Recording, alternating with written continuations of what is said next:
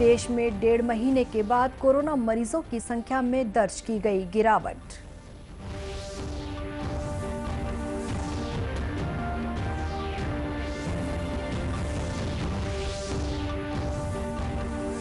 छत्तीसगढ़ में बेरोजगारी की दर घटकर 2% हुई। देश में असम के बाद प्रदेश में सबसे कम बेरोजगारी की दर।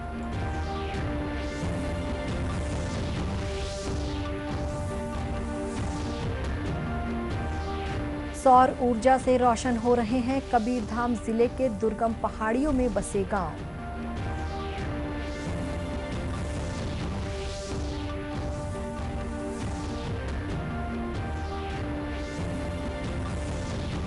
और कोरोना संक्रमण से बचाव के लिए प्रदेश के देवी मंदिरों से भक्तों को कराया जा रहा ऑनलाइन दर्शन।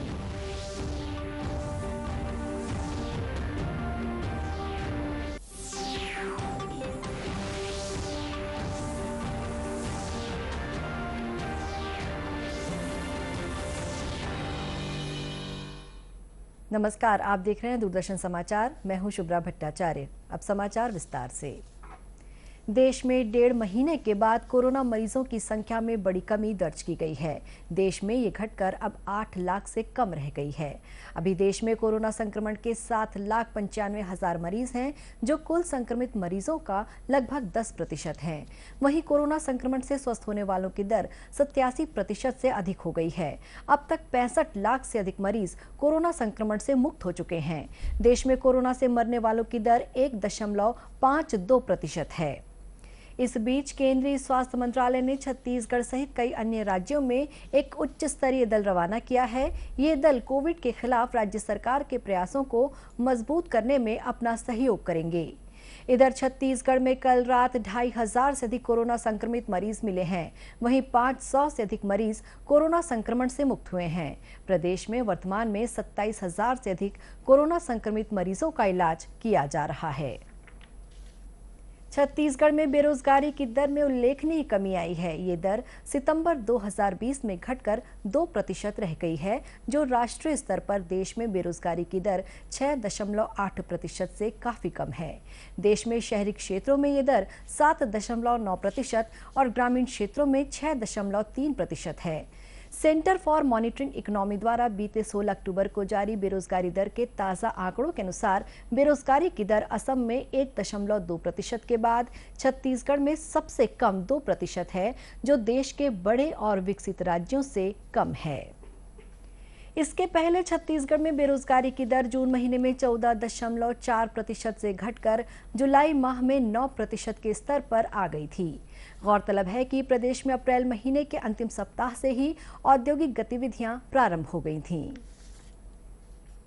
कबीरधाम जिले के मैदानी जंगल और पहाड़ियों में बसे गांव इन दिनों सौर ऊर्जा की रोशनी से प्रकाशित हो रहे हैं। इसके अलावा शासकीय उप स्वास्थ्य केंद्र, प्राथमिक स्वास्थ्य केंद्र और सामुदायिक स्वास्थ्य केंद्रों में भी सौर ऊर्जा के माध्यम से बिजली की जरूरतों को पूरा किया जा रहा है। राज्य ऊर्जा विकास अभिकरण क्रेडा के सहायक अभियंता अनिल बिंजवार ने दूरदर्शन समाचार को बताया कि जिले में 51 नग सोलर पावर प्लांट के माध्यम से 47 स्थलों पर विद्युतीकरण का कार्य किया गया है। इनकी क्षमता 172 किलोवाट है, जिससे प्रतिदिन करीब 600 यूनिट बिजली का उत्पादन हो रहा है।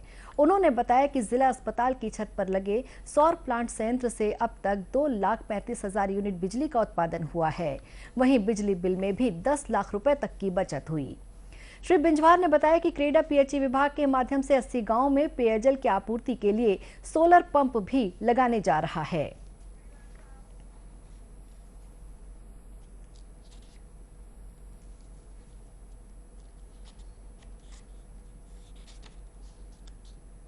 पेयजल के क्षेत्र में अभी जल जीवन मिशन के अंतर्गत पीएचई विभाग के माध्यम से 80 ग्राम और मजरे टोले जहाँ पे जिसकी आबादी 300 से कम हो, ऐसी जगहों में 80 सोलर डुअल पंप के माध्यम से पेयजल की व्यवस्था की जानी है, जिसके अंतर्गत 30 ग्राम और मजरे टोलों की राशि पीएचई द्वारा क्रेडा विभाग को प्रदाय की जा चुकी है।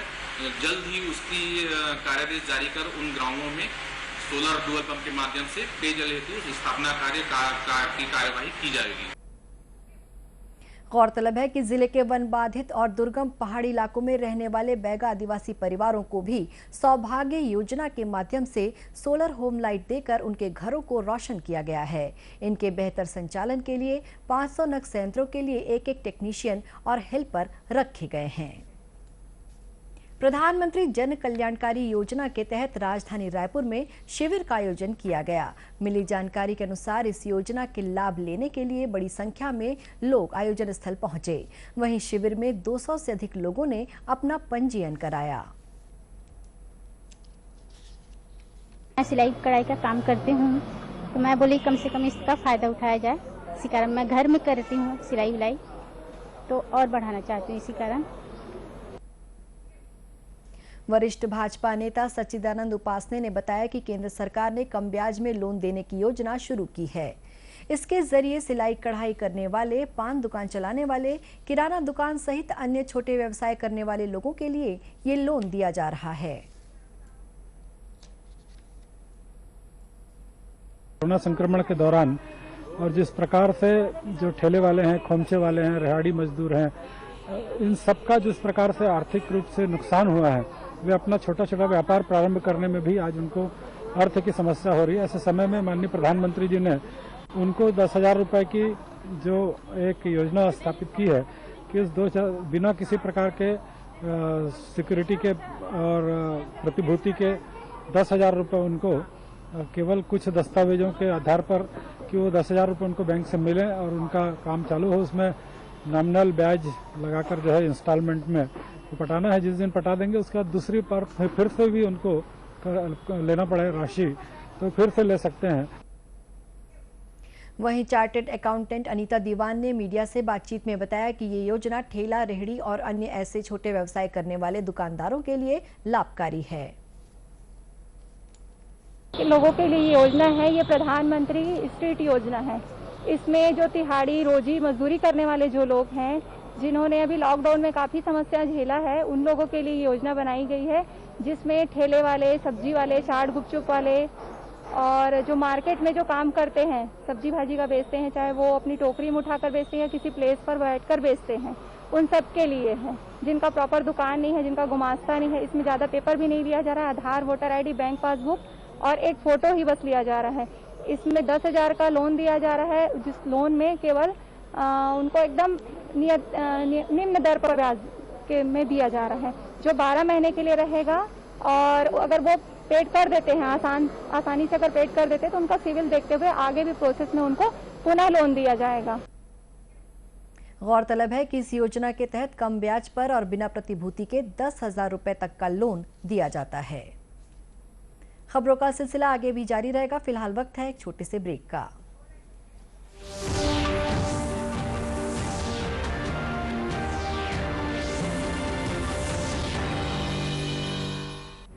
वैश्विक महामारी कोविड-19, जिसका कहर संपूर्ण मानव जाति को अपनी आगोश में ले चुका है। टीका या दवाई उपलब्ध होने तक महामारी के खिलाफ मानवता की जंग जारी है। अब जब अनलॉक 5 के तहत लगभग सारा देश खुल गया है, तब और भी आवश्यक है कि हम सतर्क रहें। ऐसे में सबसे जरूरी है समझदारी और बचाव।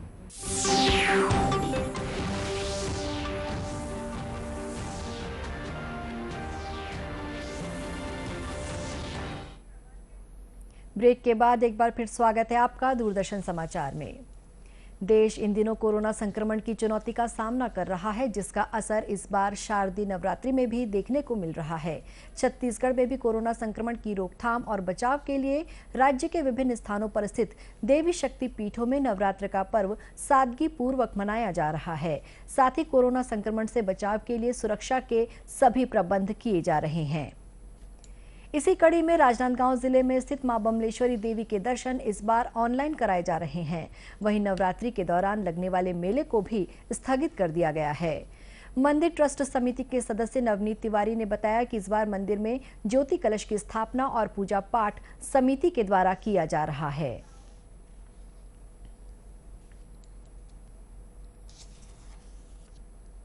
मंदिर ट्रस्ट के द्वारा जो है लाइव दर्शन की व्यवस्था की गई है, और जिसमें वो मंदिर खुलने से लेकर मंदिर के पट बंद होते तक उसमें दर्शन कर सकते हैं। और आरती का भी जो है सवेरे 6 बजे और शाम को 7 बजे की आरती लाइव जो है वो पूरी आरती देख सकते हैं। तो ऐसी व्यवस्था bambleshwari.org लाइव दर्शन में जो है वो की गई है। वहीं अनुविभागीय पुलिस अधिकारी चंद्रेश सिंह ने बताया कि मां बमलेश्वरी देवी के दर्शन के लिए आने वाले श्रद्धालुओं को कोरोना संक्रमण की वजह से वापस लौटाया जा रहा है। अच्छा व्यवस्था है वो 3 लेयर में होगी। एक आउटर गार्डन लगेगा जो अन्य राज्यों से या अन्य जिलों से जो आने वाले हैं उनके लिए बाग नदी, बोरतलाब, अंजोरा बाईपास और एक खैरागढ़ रोड में अलग अलग चेक पॉइंट लगेगी। लोगों को समझाया जाएगा कि इस बार नवरात्रि का दर्शन बंद है तो कृपया आप वापस चले जाएं। इसके अलावा जो मंदिर परिसर है, ऊपर और नीचे मंदिर है, वहाँ भी फोर्स की व्यवस्था रहेगी। जो भी दर्शनार्थी आते हैं उनको कोरोना संक्रमण के कारण जो बंद है उसके बारे में बताकर उनको वापस भेजा जाएगा। इधर कोरबा जिले में स्थित मां सर्वमंगला मंदिर में भी भक्तों को प्रवेश की अनुमति नहीं है। कोरोना संक्रमण के कारण श्रद्धालुओं के लिए ऑनलाइन दर्शन की व्यवस्था की गई है। हालांकि भक्तों की श्रद्धा को देखते हुए मंदिर में मनोकामना ज्योति कलश प्रज्वलित किए जाने की अनुमति दी गई है। सर्वमंगला मंदिर के पुजारी मयंक पांडे ने बताया कि ऑनलाइन दर्शन के लिए श्रद्धालुओं को लिंक के साथ ही ज्योत की फोटो भी भेजी जा रही है।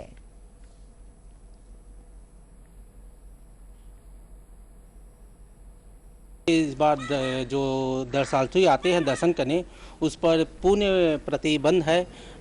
जो भी श्रद्धालु दर्शन करना चाहते हैं ऑनलाइन दर्शन कर सकते हैं। उसका लिंक भेज दिया जाएगा सबके पास। वहीं तहसीलदार शशि भूषण सोनी ने मीडिया से बातचीत में बताया कि कोरोना संक्रमण से बचाव के लिए देवी मंदिरों में भक्तों को प्रवेश की अनुमति नहीं है।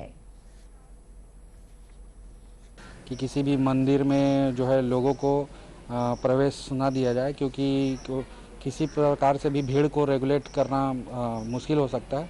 तो सभी जो है इस बार अपने घर से ही आराधना करेंगे और मंदिर में जो है ज्योति कलश होगा, लेकिन दर्शन अलाउ नहीं रहेगा। और भीड़ को नियंत्रित करते हुए समस्त प्रोटोकॉल का फॉलो करते हुए कैमरा, सैनिटाइज़र और ये सारी चीज़ों के एहतियातन जो है इस बार आदेश प्रसारित किए गए। इसलिए मंदिर के पट बंद रहेंगे और लोग जो है अपने दर्शन जो है वो घर के माध्यम से ही करेंगे। गौरतलब है कि इस बार मंदिर में 5100 मनोकामना ज्योति कलश प्रज्वलित हुई है। वहीं विदेश से भी एक श्रद्धालु ने ज्योति कलश प्रज्वलित कराया है। कोरबा के कटघोरा वन मंडल में एक हाथी के बच्चे की मौत का मामला सामने आया है। मिली जानकारी के अनुसार घटना केंदई वन परिक्षेत्र के लमना गांव की है। बताया जाता है कि परला पहाड़ पर 40 से अधिक हाथियों का दल विचरण कर रहा है, जो बीते शनिवार पानी पीने के लिए लमना क्षेत्र आया था। इस दौरान हाथी के एक बच्चे की तालाब में डूबने से मौत हो गई। इस संबंध में बिलासपुर के मुख्य वन संरक्षक अनिल सोनी ने बताया कि डॉक्टरों की टीम के द्वारा हाथी के मृत बच्चे का पोस्टमार्टम करने के बाद विसरा की जांच के लिए बरेली भेजा गया है।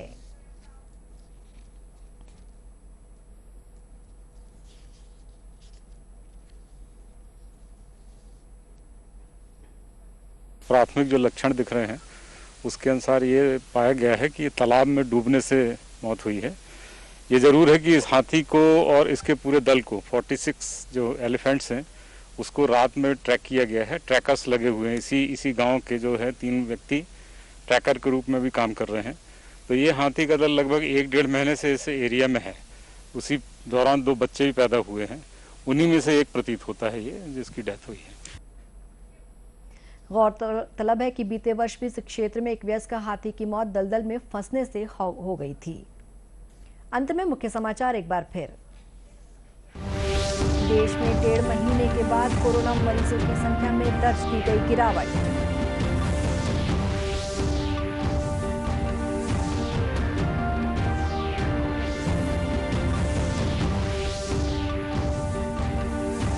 छत्तीसगढ़ में बेरोजगारी की दर घटकर 2% हुई। देश में असम के बाद प्रदेश में सबसे कम बेरोजगारी की दर।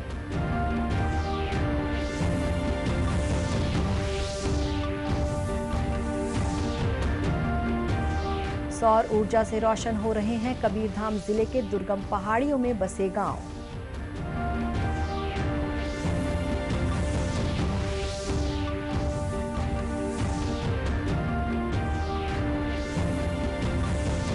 और कोरोना संक्रमण से बचाव के लिए प्रदेश के देवी मंदिरों से भक्तों को कराया जा रहा ऑनलाइन दर्शन। कोरोना से बचाव के लिए मास्क, सैनिटाइजर के साथ ही सोशल डिस्टेंसिंग का भी पालन करें। कोरोना को हराना है, मास्क जरूर लगाना है। इसी के साथ ये समाचार बुलेटिन समाप्त हुआ। नमस्कार।